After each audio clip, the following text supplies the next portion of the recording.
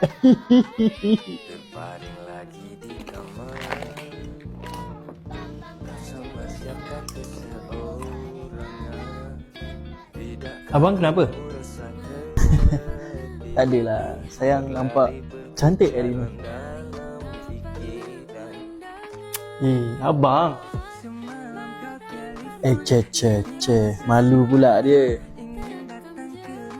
Anak ayah, tengok mama hari ni cantik kan? Cantik. Tengok anak kita bercakap sayang cantik tau.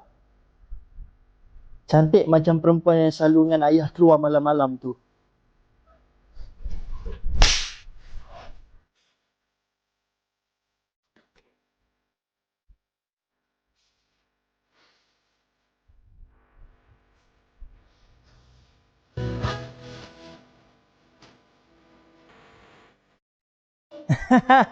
Padahal muka ayah